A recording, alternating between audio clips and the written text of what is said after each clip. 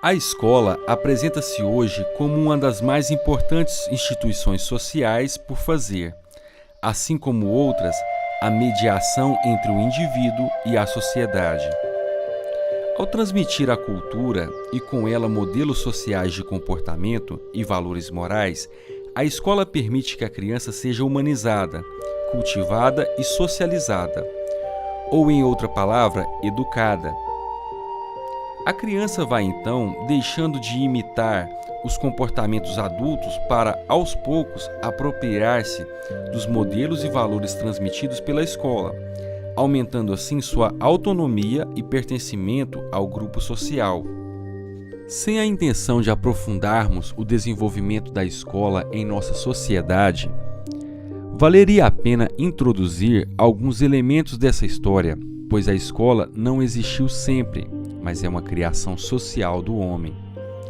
Educar já significou, e talvez ainda signifique, em algumas regiões do terceiro mundo, apenas viver a vida cotidiana do grupo social a qual se pertence. Assim, acompanhava-se os adultos em suas atividades, e com o passar do tempo, aprendia-se a fazer igual: plantar, caçar, encontrar água, entender os sinais do tempo, escutar histórias e participar de rituais eram atividades do grupo adulto, que eram acompanhadas pelas crianças, as quais, aos poucos, adquiriam instrumentos de trabalho e interiorizavam valores morais e comportamentos socialmente desejados. Não havia uma instituição especializada nessas tarefas. O meio social, em seu conjunto, era o contexto educativo. Todos os adultos ensinavam a partir da experiência pessoal. Aprendia-se fazendo. A partir da Idade Média, a educação tornou-se produto da escola. Pessoas especializavam-se na tarefa de transmitir o saber, e os espaços específicos passaram a ser reservados para essa atividade. Poucos iam à escola, que era destinada às elites. Serviu aos nobres e depois à burguesia. A cultura da aristocracia e os conhecimentos religiosos eram material básico a ser transmitido. Enfim, as atividades desempenhadas pelos grupos dominantes na sociedade passavam a ser cuidadosamente ensinadas, e isso fez da escola ora lugar de aprendizado da guerra, ora das atividades cavalheirescas, ora do saber intelectual humanístico ou religioso. A escola desenvolve-se como uma instituição social especializada que atendia aos filhos das famílias de poder na sociedade. Com as revoluções do século XIX, a escola passou por transformações, sendo a principal delas a tendência à universalização, ou seja, ela deveria atender a todas as crianças da sociedade, pelo menos em tese. O que permitiu tais transformações? Por que a escola precisou mudar? O desenvolvimento da industrialização foi, sem dúvida, o fator decisivo das grandes mudanças ocorridas no século XIX e XX.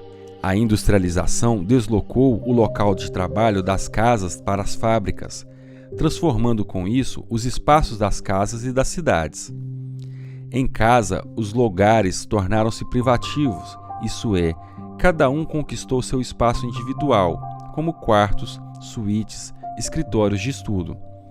Na cidade, a organização urbana adaptou-se à existência das fábricas e à necessidade de os trabalhadores deslocarem-se de suas residências para os locais de trabalho. Assim, construíram-se vias públicas para os transportes coletivos levarem os trabalhadores de um lugar a outro da cidade. O trabalho ingressou na esfera pública, deixando de ocupar os espaços da casa. Outra consequência dessa mudança ocorreu na família, que não podia mais sozinha preparar seus filhos para o trabalho e para a vida social. Era preciso entregar essa função a uma instituição que soubesse educar, não mais para a vida privada do círculo familiar e do trabalho caseiro, mas para o trabalho que se encontrava no âmbito da vida pública, cujas regras, leis e rotinas iam além dos conhecimentos adquiridos pela família. A escola tornava-se assim uma instituição especializada. Além disso, a Revolução Industrial sofisticou o trabalho com a implantação das máquinas, exigindo do trabalhador o aprendizado da tecnologia. Essa sofisticação do trabalho levou novas funções para a escola, como a de preparar o indivíduo para o trabalho, ensinando-lhe o manuseio de técnicas até então desconhecidas, ou a de fornecer-lhes os conhecimentos básicos da língua e do cálculo. A escola ganhou importância e ampliou suas funções. A luta pela democratização da escola, empreendida pelas classes trabalhadoras, até então afastadas dessa instituição, foi outro fator gerador de mudanças. Conforme foram se estabelecendo e se organizando, as classes trabalhadoras passaram a exigir o direito de ter seus filhos na escola, isso é, o direito de acesso à cultura e ao conhecimento dominantes. Esses fatores contribuíram para que a escola adquirisse as características que possui hoje em nossa sociedade. Uma instituição da sociedade trabalhando a serviço dessa sociedade e por ela sustentada a fim de responder a necessidades sociais. Para isso, a escola precisa exercer funções especializadas. A escola cumpre, portanto, o papel de preparar as crianças para viverem no mundo adulto. Elas aprendem a trabalhar, a assimilar as regras sociais, os conhecimentos básicos, os valores morais coletivos, os modelos de comportamento considerados adequados pela sociedade. A escola estabelece, assim, uma mediação entre a criança, ou jovem, e a sociedade, que é técnica, aprendizado das técnicas de base, como leitura, escrita, o cálculo, técnicas corporais, musicais, etc. E social, aprendizado de valores, de ideias, modelos de comportamento. Aprender esses elementos sempre foi necessário. A escola é uma forma moderna de operar nessa transmissão. Até aqui parece que está tudo perfeito. Quais são os problemas da escola? São muitos e vamos comentar alguns deles. Para deixar mais clara a nossa apresentação, chamamos a atenção para dois aspectos presentes nos problemas da escola. O aspecto teórico da educação, que se refere às concepções apresentadas nas teorias pedagógicas, e o aspecto prático, que se refere ao cotidiano da escola. Os problemas da escola situam-se nessas duas esferas, nas concepções pedagógicas e na realidade cotidiana. As teorias pedagógicas, ao conceberem a escola como instituição isolada da sociedade, criaram-lhe um dos seus problemas principais. A escola, que deveria fazer a mediação entre o indivíduo e a sociedade, tornou-se uma instituição fechada, destinada a proteger a criança dessa mesma sociedade. Construiu-se, então, uma fortaleza da infância e da juventude. Para protegê-la contra o quê? Contra os perigos que advêm da sociedade, responsabilizada por todos os males e corrupção. É interessante registrarmos aqui que a escola, criada e sustentada pela sociedade, com a finalidade de preparar o indivíduo para viver na sociedade, e cujos elementos são todos advindos do meio social, conhecimentos, técnicas, desafios, passa a ser pensada nas teorias pedagógicas como instituição isolada desse meio, como se nele não estivesse imersa.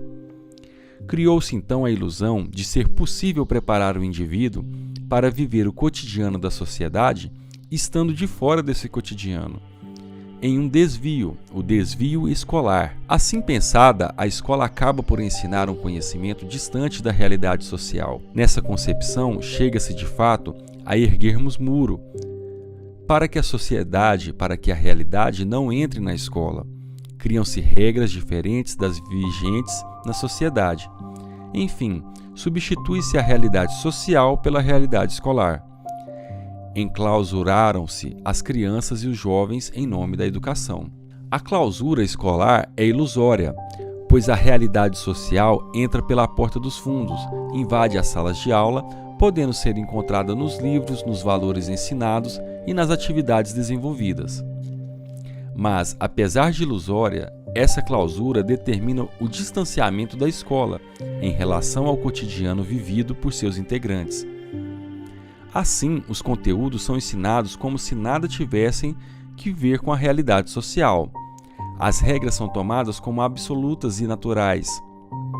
E a autoridade na escola é inquestionável. A vida de cada um fica do lado de fora da escola. Os uniformes igualam a todos. As notas de aproveitamento são tomadas como resultantes apenas do trabalho realizado na escola e pela escola. O esforço pessoal torna-se fator decisivo do sucesso ou fracasso escolar. Aliás, o fracasso é explicado basicamente pela falta de empenho e esforço do aluno. No máximo, chega a responsabilizar-se os pais pelo insucesso do filho. Nunca a escola se responsabiliza e ela sai ilesa dessas avaliações. Talvez você esteja se perguntando: por que esse distanciamento da escola em relação à realidade social é visto como um problema? Por dois motivos. Primeiro, porque esse distanciamento não é verdadeiro. A escola reproduz os valores sociais, os modelos de comportamento, os ideais da sociedade. Ensina o conteúdo que está sendo aplicado na produção da riqueza e da sobrevivência do grupo social.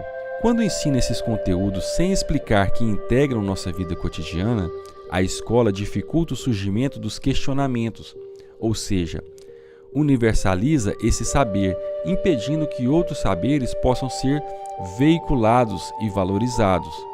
É como se só existissem os saberes que transmite. Segundo, a escola, ao escolher esse distanciamento, opta também por um modelo de ser humano a educar, um sujeito passivo perante ao meio social, pois não sabe aplicar seus conhecimentos aprendidos na escola para melhor entender o seu mundo e nele atuar de forma mais eficiente. A escola não deve ser pensada como fortaleza da infância, como instituição que enclausura seus alunos para melhor prepará-los. É preciso articular explicitamente a vida escolar com a vida cotidiana, articular o conhecimento escolar com os acontecimentos do dia a dia da sociedade. Outro problema da escola é a forma como concebe e lida com o saber, seu instrumento básico no trabalho de desenvolvimento dos alunos. Outro problema da escola é a forma como concebe e lida com o saber, seu instrumento básico no trabalho de desenvolver os indivíduos. No entanto, algo que parece tão simples, transmitir o saber acumulado, pode se tornar fonte de problemas variados. Um problema que pode ser levantado é: como a escola entende a finalidade de sua missão social? As finalidades da escola são colocadas nas teorias pedagógicas e no cotidiano, como sendo culturais, transmitir o conhecimento acumulado pela humanidade, a fim de que as pessoas possam se aperfeiçoar e cumprir funções sociais importantes. Assim, para as teorias pedagógicas, o lugar que o indivíduo ocupará na sociedade vai depender do grau de cultura que ele adquirir. A escola atesta o saber por meio de diplomas, que se tornam passaportes para a vida social. O grau de cultura que o diploma atesta é tomado como a possibilidade de um indivíduo diplomado ocupar lugares na sociedade. Há mentiras no discurso sobre a escola, e essa é uma delas. Por exemplo, um médico e um engenheiro ocupam esses lugares porque, por esforço próprio, adquiriram o grau de cultura necessário para o exercício dessas profissões. Contudo, não é menos evidente que o grau de cultura adquirido pelo indivíduo decorre do lugar social ocupado por sua família, ou seja, o lugar social da família define o grau de cultura que seus membros poderão obter. Assim, um garoto que more em uma favela dificilmente será um médico. Mesmo que ele se esforce para obter um grau de cultura maior, dificilmente alcançará seu objetivo. Ele terá de superar inúmeras dificuldades, como manter-se na escola, entendendo sua linguagem e sua dinâmica, arcar com todos os gastos que ela demanda, transporte, material, atividades externas e etc. Por outro lado, um garoto de família rica ou de classe média, mesmo que não frequente a escola, dificilmente perderá seu padrão de vida e seu lugar social.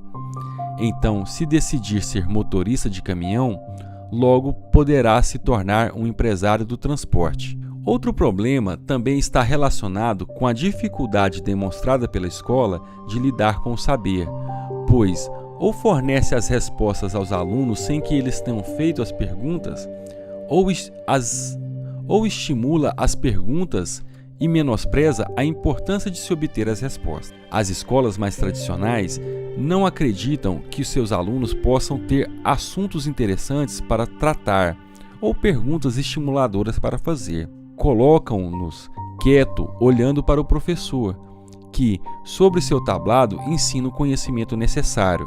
Mas para que serve esse conhecimento? Essa é a pergunta que fica. Nas escolas mais renovadas, o problema aparece de forma invertida. Diversos recursos são utilizados para estimular o aluno a fazer perguntas sobre os mais variados assuntos. O importante é perguntar. Muitas vezes, no entanto, as crianças acabam não tendo as respostas adequadas para as suas perguntas. E o ato de perguntar vai se esvaziando lentamente até perder todo o sentido. Saber é perguntar, saber é conhecer respostas. A escola precisa articular adequadamente essas duas atividades. Nas teorias pedagógicas e no cotidiano escolar, a escola também é definida como um meio que prepara para a vida. Mas como podemos fazer isso sendo um meio fechado que volta as costas para a realidade social? A escola tem se organizado a partir apenas e fundamentalmente da noção de cultura. Acredita que cultivando o indivíduo, isso é, ensinando-lhe a cultura acumulada pela humanidade, conseguirá desenvolver o que nele há de melhor. Veja bem, a escola pressupõe que há um indivíduo a ser desenvolvido dentro de cada um de nós, que, por natureza, é bom. Ou seja, trazemos uma sementinha dentro de nós que desabrochará no contato com a cultura e nos tornará bons cidadãos.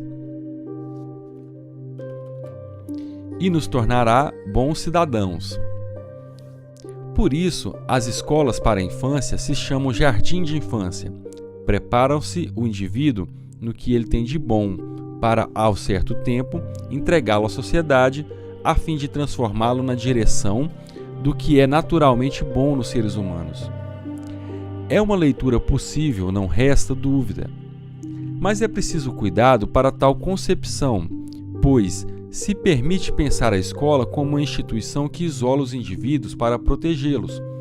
Permite também pensá-la de outra forma, apropriando-se desse discurso de proteção para criar indivíduos à imagem e semelhança dos valores sociais dominantes. Na verdade, a escola como instituição social estabelece um vínculo ambíguo com a sociedade. É parte dela e por isso trabalha para ela, formando os indivíduos necessários à sua manutenção. No entanto, é tarefa da escola zelar pelo desenvolvimento da sociedade e, para isso, precisa criar indivíduos capazes de produzir riquezas, criar, inventar, inovar, transformar. Diante desse desafio, a escola não pode ficar presa ao passado, ao antigo, à tradição. Essa brecha abre a possibilidade para o surgimento de uma escola crítica e inovadora. É preciso ter clareza dessa ambiguidade da escola no trabalho educacional, pois ao mesmo tempo nos coloca a necessidade de estarmos presos à realidade social e de sermos críticos e inovadores. Essa é a brecha da escola transformadora. A escola, como dissemos no início, faz a mediação entre o indivíduo e a sociedade. Conhecer a sociedade, seus modelos e seus valores é sua tarefa. Aprender os modelos como sociais e não como naturais, que respondem às necessidades do momento histórico, que variam no tempo e nos grupos sociais, é tarefa da escola, que se pretende criticar. A vida escolar deve ser articulada com a vida social. Outros problemas ainda existem. A escola surgiu para responder às necessidades sociais de preparo do indivíduo para a vida pública.